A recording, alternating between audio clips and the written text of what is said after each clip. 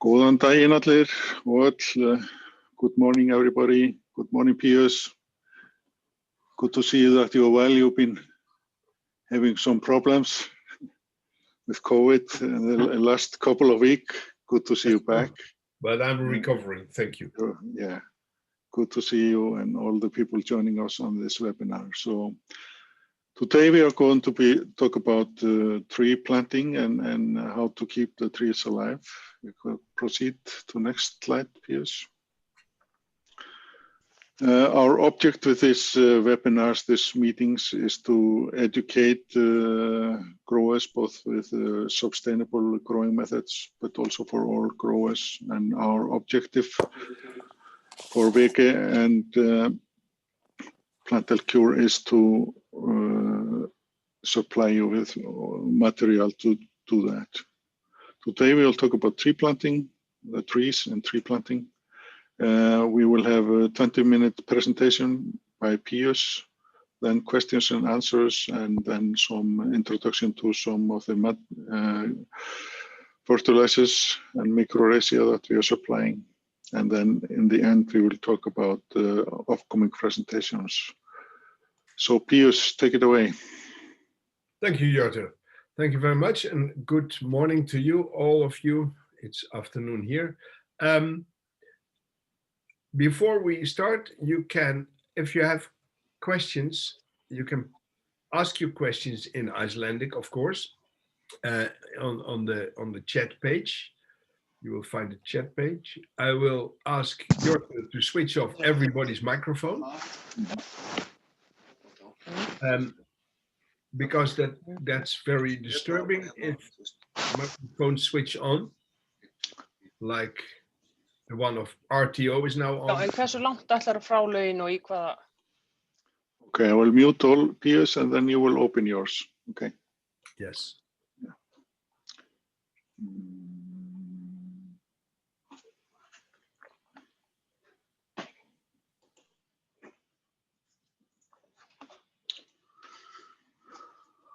Am I still good now?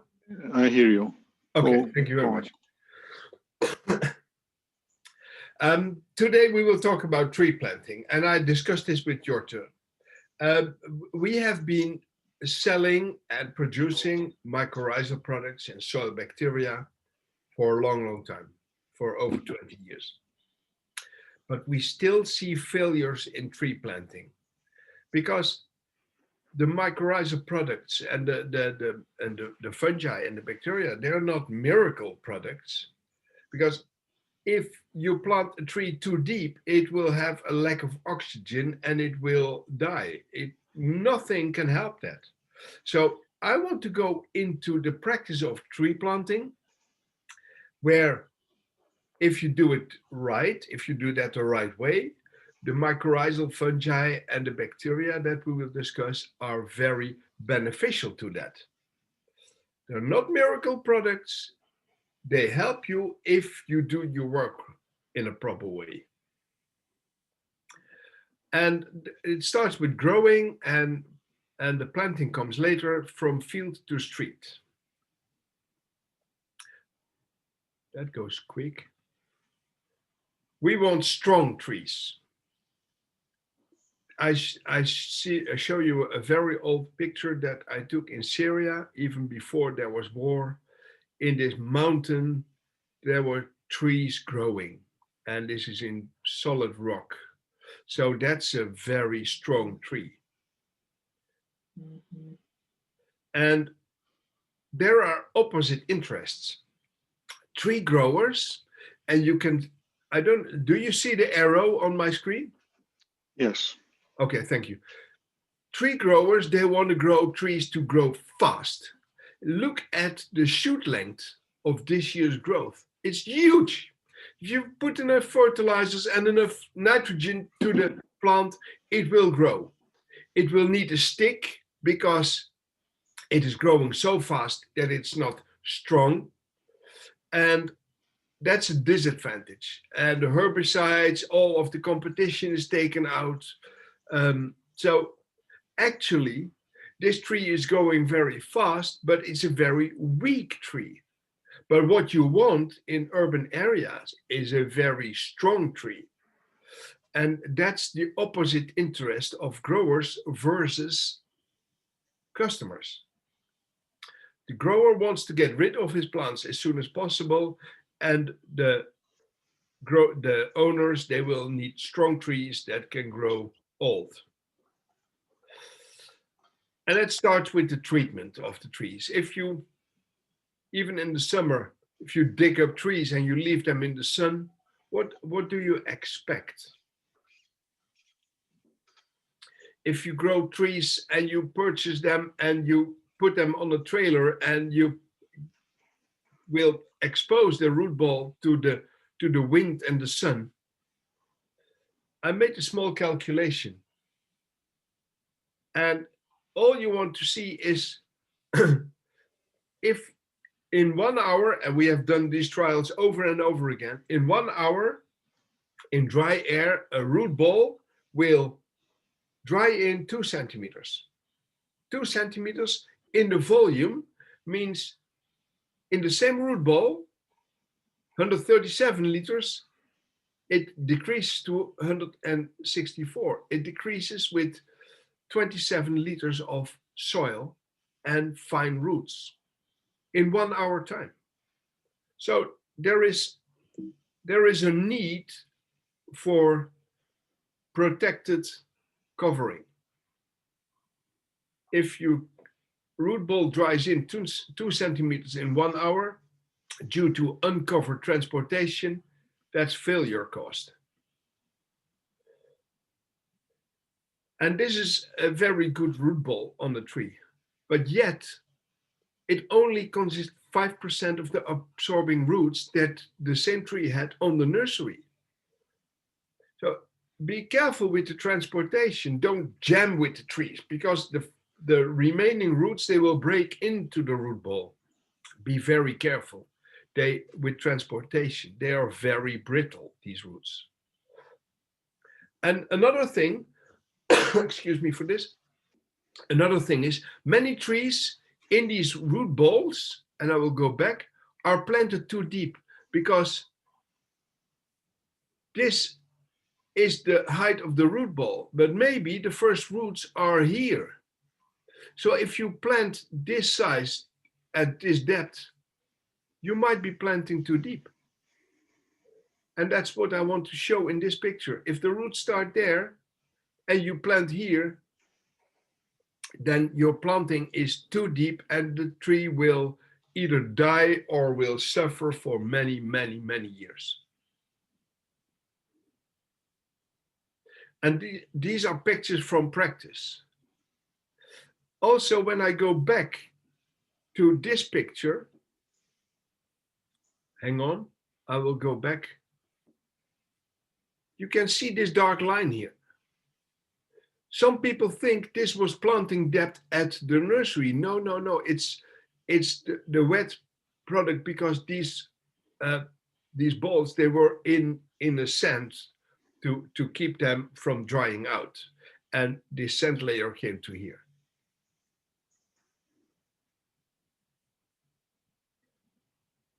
So this is the result of planting too deep, and the tree will die. You see? You see what happens here? This was the planting depth, and here the roots are totally dry. Here they are wet, but here they are totally dry. This tree should have been planted this depth. These roots occurred in the first year after planting. This is 3 years after planting. These roots were formed before that time, and these died off totally. Because no matter how much rainfall you have, hang on, sorry. No matter how much rainfall you have, the water will wash down these root balls, and the water won't reach the roots. Therefore, we are very much in favor of removing the root ball. Remove the entire burlap and the iron casking. Then the planting. Planting should be at the right depth. Let's make sure of that. but use short stakes. Short stakes from only 40 centimeters above ground and 80 or 90 in the ground, because the tree needs that support. And why would it need that support? So you plant at the correct height. Then you put in the stakes at a 5-degree angle to the outside. Then you make the first tie around the tree parallel on the stake. Make this parallel. Then you mount the second tie, and you really pull hard so this tree comes straight up together with that pole, and you nail it fast on the second pole, and then the tree tie is really tight. And then when the tree is positioned, you nail it, and the tree ties should be under tension. And after the maximum of 2 years, you remove everything. That is completely opposite to this is an example of how you should do. And why are we putting trees on long stakes that we do normally? And I've seen that on Iceland too, long stakes. It is a mistake, because the tree is a living organism, and the tree stake is a dead thing.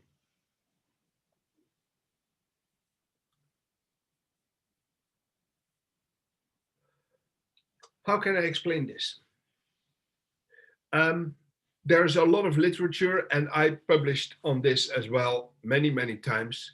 If you use a long stake, the tree will produce energy with photosynthesis. And we're coming back to the planting. The tree is producing photosynthesis with the leaves.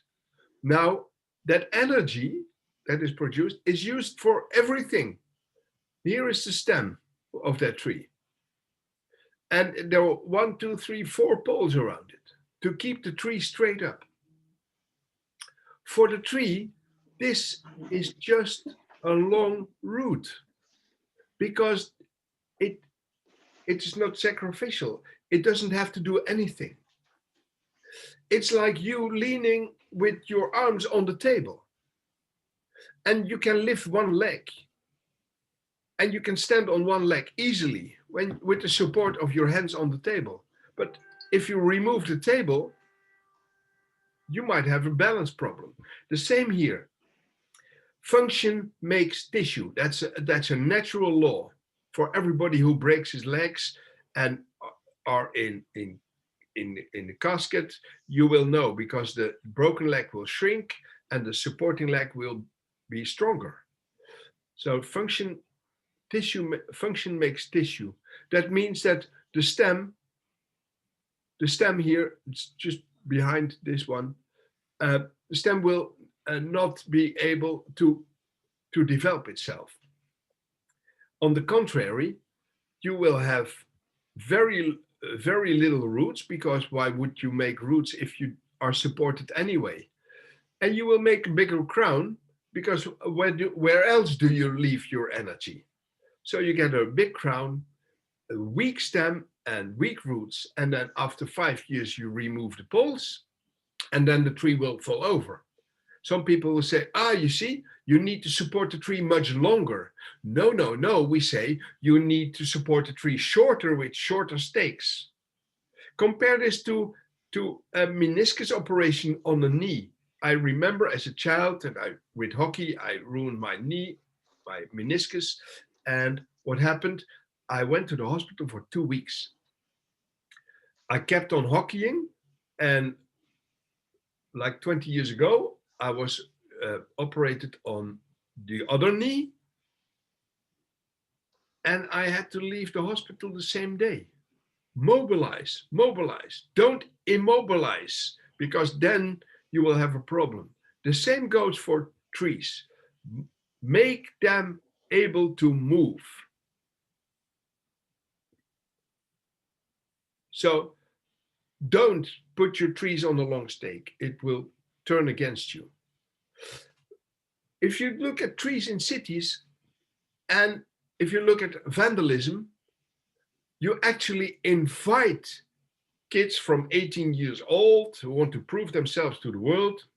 You actually invite them to break these trees because they are on long stakes and you can actually break it easily. Now, I want you to take in your mind a broomstick, a long broomstick.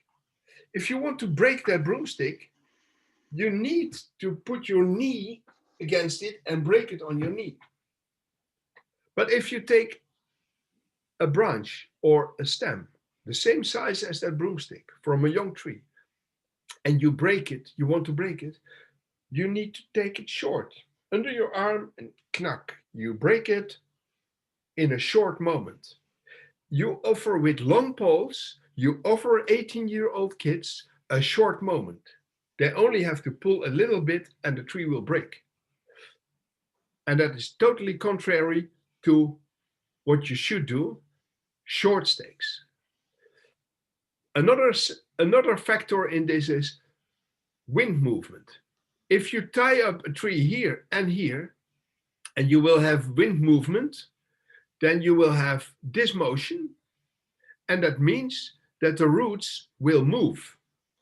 The roots will move in the soil, and every time you have wind, the fine, young, brittle roots, they break off.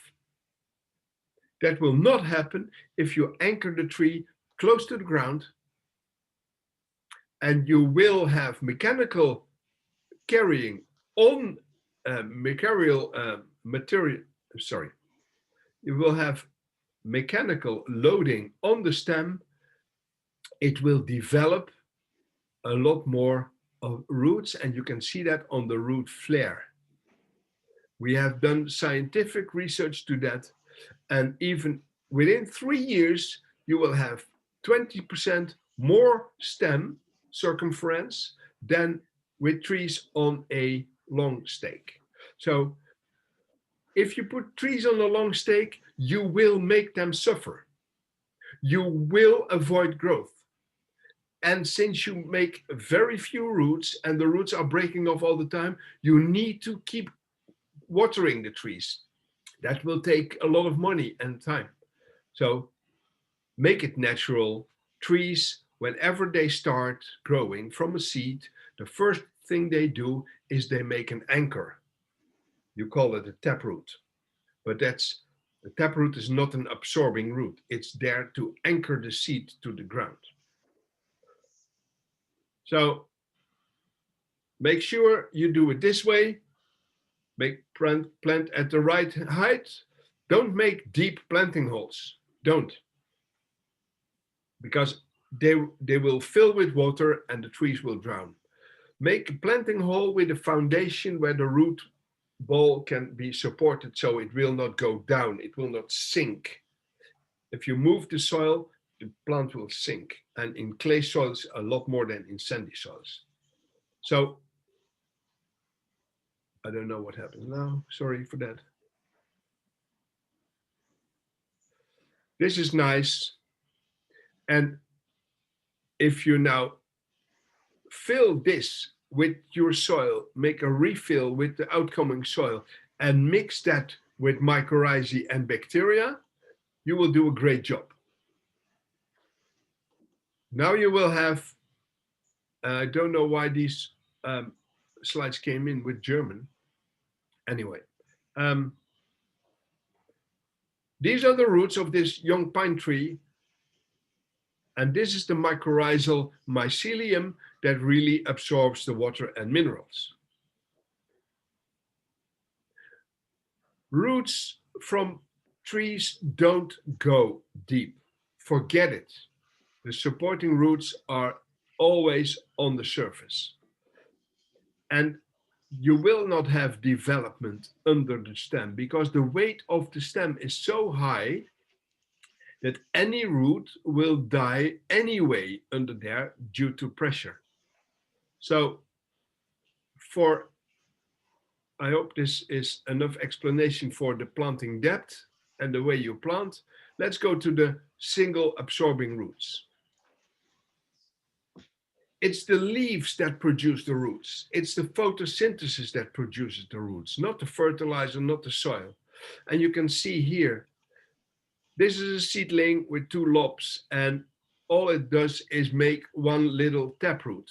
One little taproot that anchors the plant. The more leaves, the more lateral roots. And the lateral roots are the absorbing roots. This little taproot does not absorb anything. It's not there for absorption. Look here, it's for anchoring. And here, the only first lateral roots, the fine roots that come out of the taproot, they can absorb. And you can imagine if this tree, this is a maple tree, if it grows bigger and bigger and bigger, the weight on the soil, the pressure on the soil will become harder and harder, and therefore you will never have roots underneath the tree. And look at every wind-blown tree, wherever, there's no roots under the stem, impossible. So let's go back to the fine roots. Let's go back to the roots that actually do the work in the tree. If you look at this picture, this is the absorption capacity of roots. It's a very small area. It's only limited to 2 millimeters outside the root. And the blue zone, these are the exudates. This is the sugar that is shedded by the plant. 30% of the total amount of sugar produced in the leaves is given to the soil. Why would a plant do that? Why would it give 30% of all of the sugars to the soil? Well, they feed the soil organisms. The sugars are consumed by the organisms in the soil, the bacteria and the fungi. And these fungi and bacteria, they help the plant in absorbing minerals. So they're paying a little bit to get a lot. But outside, sorry for this, outside the blue zone, absorption will not take place. Farmers know that. Farmers know that because if the phosphate is outside the absorption zone, it will be tied to the soil and it will not be available for the plants. And phosphate is tied to iron, aluminum, or calcium within 2 hours in the soil. Within 2 hours, and then it becomes unavailable. That is the reason why farmers always put phosphate in the soil at seeding, because only this phosphate will be absorbed. And that's, if you look at the amount of phosphates that we use in agriculture, in landscaping, that's a sign that we don't understand the roots.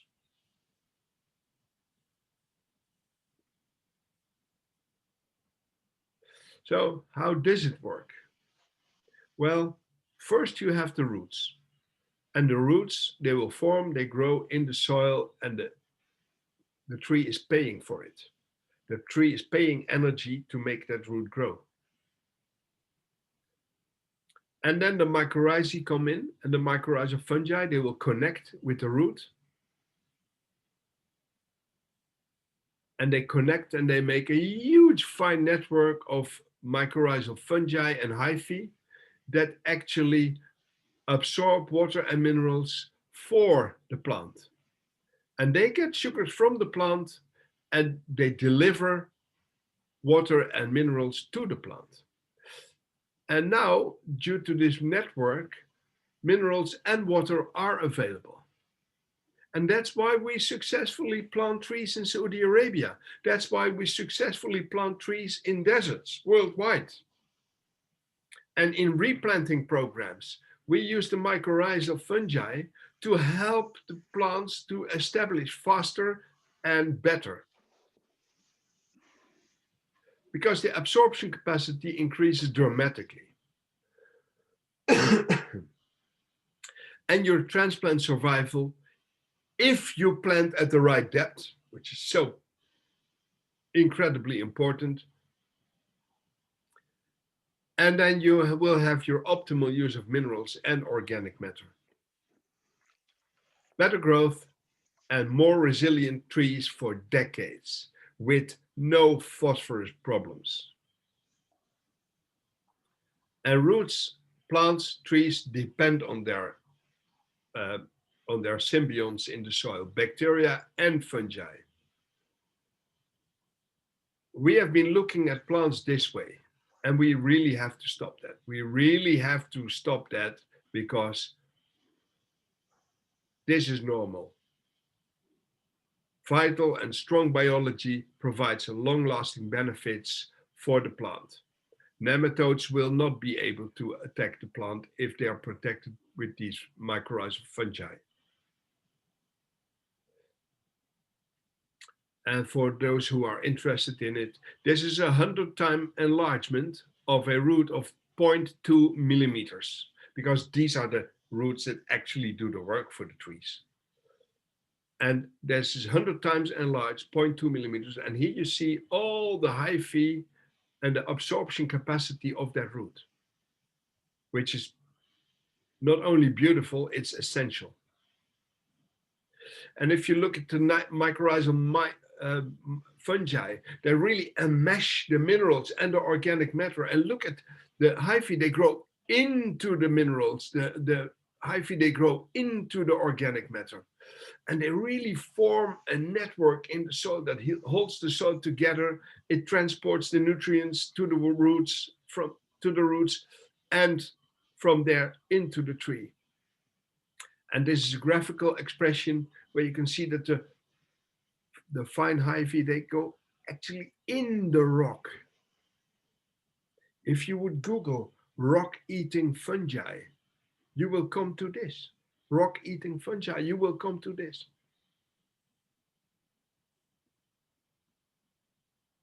So in practice, yes, mycorrhizae, they work in the nursery. And our company is growing significantly every year. Why? We have so many publications. We have so much good press. Yes, mycorrhizae and bacteria adding to the soil with organic fertilizers, they really do the job.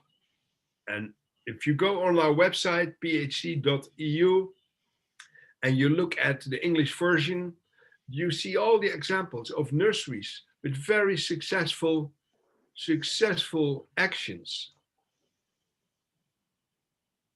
And for landscapers, sorbus, same-day planting, April 2019, 1 year after planting, with and without adding the mycorrhizae at planting. That's different. A landscaper will say, there's nothing wrong with this tree. If you don't have the reference of this one, there's nothing wrong. You can say, well, yeah, well, it was planted last year. It needs time to recover. Well, the same tree in 1 year with mycorrhizae performs a lot better, is a lot less susceptible to drought, to diseases, etc. And this is in front of our office. You see here, PhD, this is our office, number 7.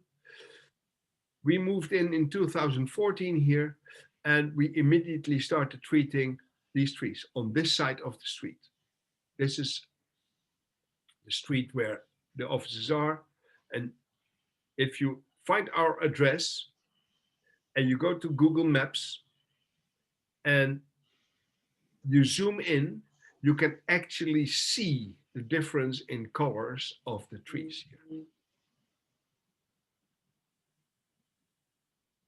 This is, I don't know why this happens all the time. But this is a year later. And these are deeper in the street. Oh, I'm sorry for this. Deeper in the street, the same trees, treated and non-treated. Same conditions, same street. That's why I'm so convinced of the successes that we have with this, that I want to share it with you. And You need products for a high quality survival. We have a product, it's called vertimulch. You can actually drill it in the soil. We use it for existing trees. You drill many holes, existing trees in landscapes, in parks that don't grow well enough. Maybe because of root damage, maybe for any other reason. That's the vertimulch product. You can inject, soil inject. This is for professional landscapers, golf courses, etc. Everybody who has a sprayer can do this. You soil inject with a probe, and you soil inject mycorrhizae and bacteria in the root zone.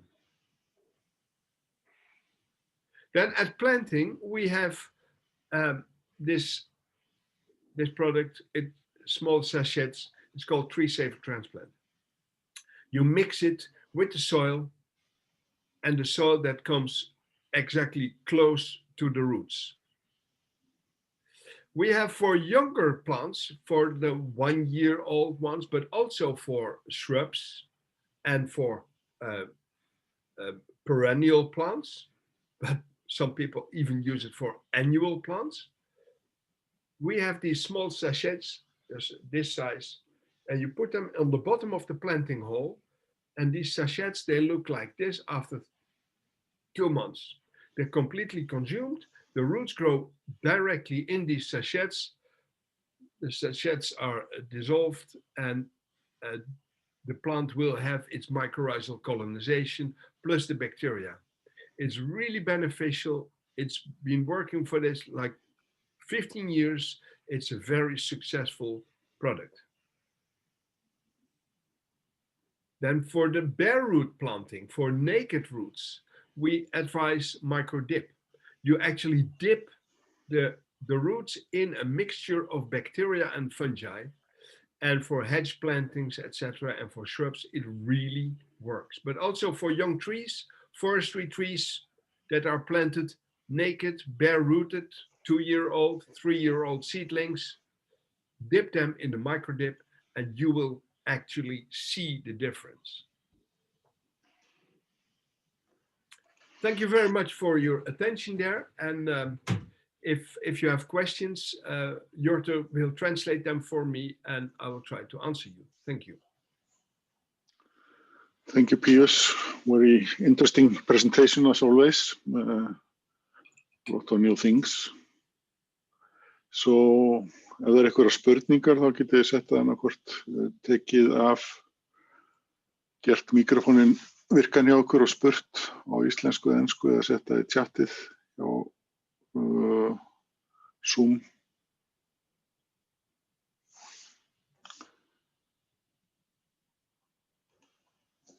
So maybe while we wait for some questions, one question for you. In the nurseries, there are some more products also that we can use there, OPF and such a thing.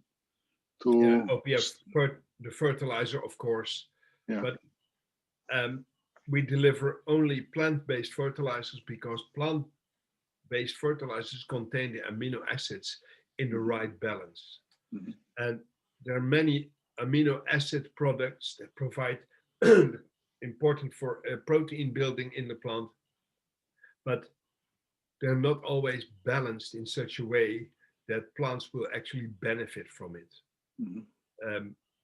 A plant cannot work properly with the balance of amino acids in like fish bone meal, etc., mm-hmm. or blood meal, or whatever fertilizers are on the market. Mm-hmm. Plants like plant-based fertilizers the best. Yeah. And of course, we have the biology in the form of biofin or terrapils. Yeah. Yeah, our clients are very good. I see all the people in the screen. I see them all muted. Yeah. Money is not muted, but other people are. I don't know if they did that themselves or not. I can all unmute. Okay. Not a lot of questions this time.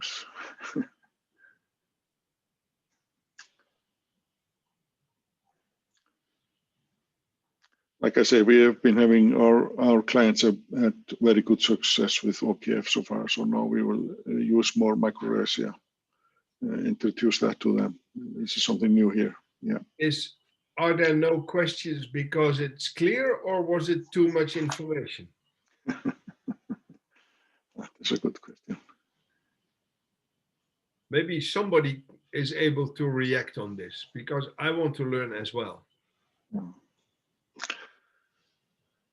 Spyrjum við fundagesti, hvernig lærðu þið eitthvað í dag? Did you learn something today?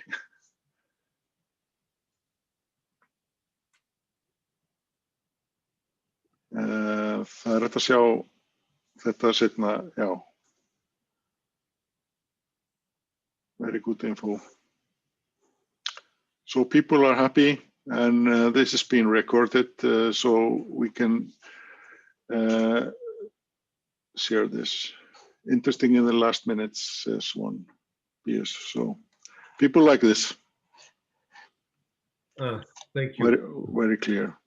So maybe we should, since we are a little bit out of time, look at our next presentations that we will give and see where we can, where people can get some more information in the next slides. Oh, okay. I just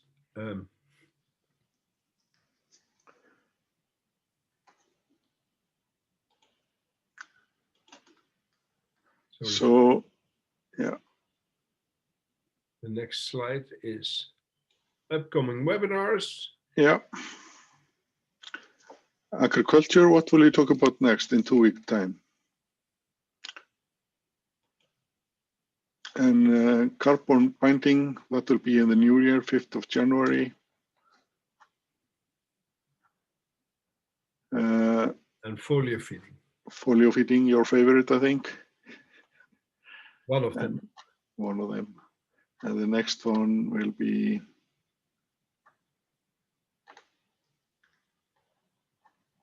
folio feeding in 19th of January. Trends in environmental legislation. You know a lot about this, so.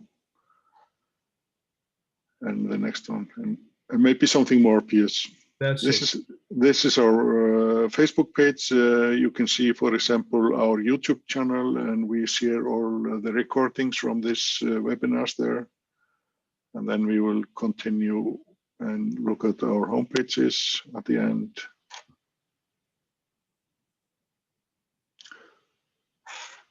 Það hægt að kaupa þetta á Íslandi. Það er spurt, is it possible to buy this in Iceland? The answer is yes. We are working on this together. Vaxi is the Icelandic company with plant health cure with Pius in the Netherlands. So absolutely, you can buy it here. Next page, please, Pius.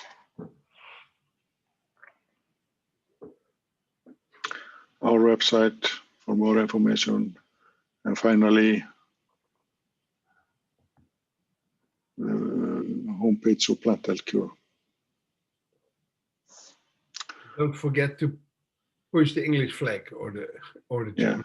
But a lot of good information there on all of those sites. So thank you for today. It has been very informative and interesting as always. And we see you all in 2 weeks' time. Thank you. Thank you very much, all of you. Yeah. Bye-bye. I have to leave for the next meeting. Thank you very much. Yeah, thank you. Bye.